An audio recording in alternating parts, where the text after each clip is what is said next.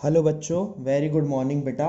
क्या नाम है? आज हम अपना जो हमारा चैप्टर स्टार्ट हुआ था, चैप्टर 6 बेटा, rules of debit and credit, उसके बारे में सीखने जा रहे हैं बेटा आगे। ठीक है ना? तो rules of debit and credit में अभी तक हमने क्या क्या पढ़ लिया है बेटा? सबसे पहले हमने अप्रोचेस पढ़ ली हैं दोनों। हमने दोनों अप्रोच पढ़ ली हैं कि क्या अप्रोच होती है अकाउंट सॉल्व करने की, यानी अकाउंट सॉल्व करने की दोनों अप्रोच कौन सी हैं। एक थी बेटा ट्रेडिशनल, एक थी बेटा मॉडर्न। ट्रेडिशनल और मॉडर्न दो अप्रोच थी। ठीक है बेटा, ट्रेडिशनल और मॉडर्न दो डिफरेंट डिफरेंट अप्रोच थी। ठीक बात है। अब ट्रेडिशनल में और मॉडर्न में क्या फ़र्क है वो हमने देख लिया था कि इसमें दो तरह के अकाउंट होते हैं, फिर इसमें भी तीन अलग अलग, इसमें दो अलग अलग। इसमें क्या था बेटा, हमने देखा था कि 5 टाइप्स में केवल अकाउंट डिवाइडेड था। जो टोटल टाइप्स थी अकाउंट की वो 5 थी, अलग अलग तरह की 5 टाइप्स ऑफ अकाउंट्स थी। उसी में सब कुछ डिवाइडेड था, जिसमें एसेट्स बढ़ने पे डेबिट हो रही थी, एक्सपेंसेस बढ़ने पे डेबिट हो रहे थे, कम होने पे क्रेडिट हो रहे थे। और क्या नाम है, कैपिटल, लायबिलिटी और रिवेन्यू, उन सब का अपोजिट नेचर था। ठीक है बेटा, ये हमने कर लिया। अब हमें क्या करना है बेटा, आज सबसे पहले जो हमें सीखना है वो सीखना है गोल्डन रूल ऑफ अकाउंटेंसी। क्या सीखना है बेटा? Golden rule of accountancy. Rule, sorry, golden rule है बेटा। 3 रूल हैं जो हमें अच्छे से समझने हैं। ठीक है, गोल्डन रूल्स ऑफ अकाउंटेंसी क्या है वो हमें समझने हैं। पहला rule, number 1, debit what comes in, credit what goes out. Debit what comes in, credit what goes out. कि बेटा जो भी आता है, क्रेडिट व्हाट गोज आउट, कि बेटा जो भी फॉर्म में आता है बेटा वो क्या नाम है, डेबिट होता है। जो भी फॉर्म में आता है वो डेबिट होता है। और जो बेटा फॉर्म से जाता है, यानी what goes out, credit what goes out. Credit क्या होता है बेटा, जो जाता है वो क्रेडिट होता है। पहला रूल है गोल्डन अकाउंटेंसी का, ये मतलब अकाउंटेंसी का गोल्डन रूल ये है, नंबर 1। दूसरा है बेटा डेबिट द रिसीवर। क्या है बेटा? Debit the receiver, credit the giver. Credit the giver, credit the giver. सही है, debit the receiver, credit the giver. यानी कि बेटा जो भी पर्सन रिसीविंग करता है वो डेबिट। अच्छा देखो, हर रूल लगेगा, अगर आप दोनों रूल्स को साथ में देखोगे तो आप उसका पॉइंट ऑफ व्यू नहीं समझ पाओगे। हर रूल में अलग पॉइंट ऑफ व्यू है। ठीक है बेटा, तो यहां क्या है, debit the receiver, credit the giver. कि बेटा जो रिसीवर होता है, जो रिसीव करने वाला होता है वो डेबिट होता है हमेशा। एक मिनट में इसका कैमरे का फोकस साफ कर दूं। कि बेटा जो रिसीव करता है यानी जिसको मिलता है वो डेबिट होता है। जो बेटा देता है अमाउंट यानी जो पेड करता है वो गिवर होता है। तो credit the giver, debit the receiver, ये दूसरा रूल है। तीसरा रूल है बेटा आपका,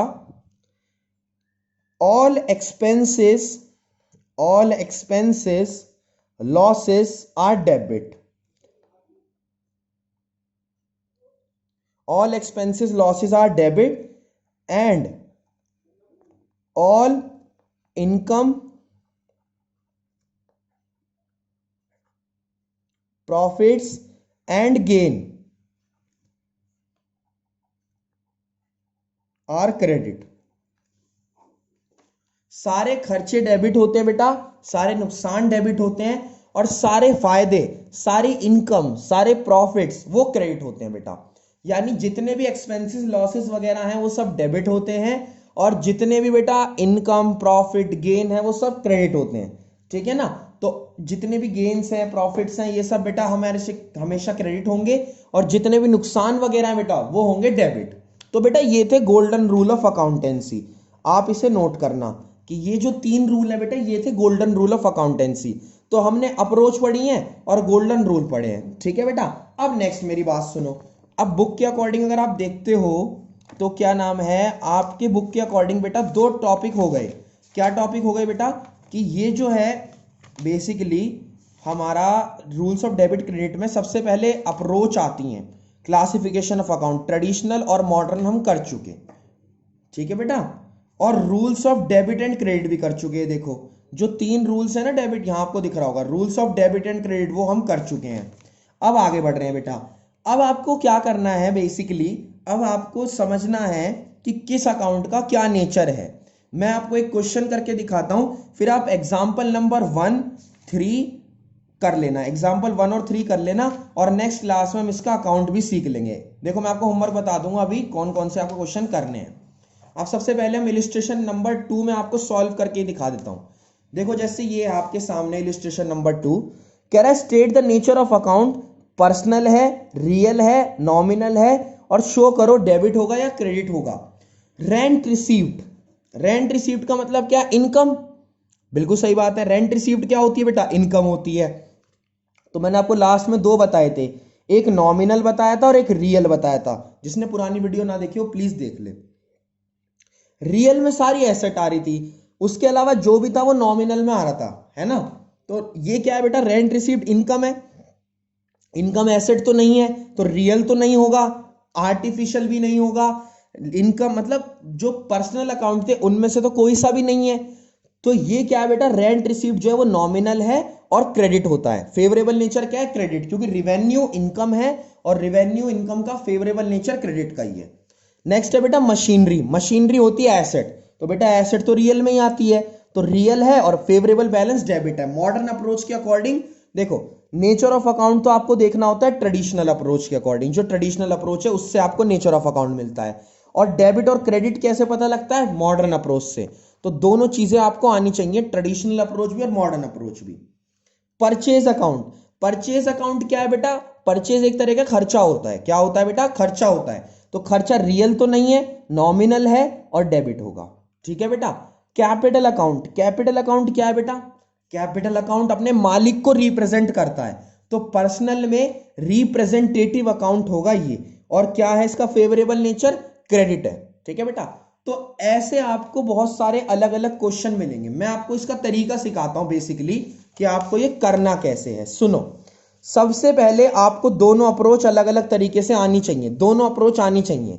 ट्रेडिशनल अप्रोच से आपको उसका नेचर पता चलेगा। क्या पता चलेगा बेटा, नेचर पता चलेगा कि नेचर कैसा है, नॉमिनल है, पर्सनल है, रियल है, आर्टिफिशियल है। मतलब देखो, दो ही चीजों में कैटेगराइज करना है।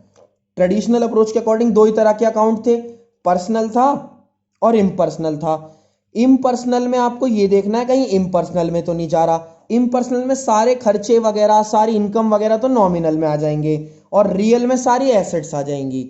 लेकिन अगर किसी पर्सन से रिलेटेड बात हो रही है, जैसे कैपिटल है या कुछ है, तो इसमें 3 आते थे ना। एक तो आर्टिफिशियल अकाउंट था जो क्रिएशन नहीं थी, एक क्या नाम था बेटा, नेचुरल अकाउंट था जो ह्यूमन बींग्स के लिए लगता है, और एक रिप्रेजेंटेटिव था।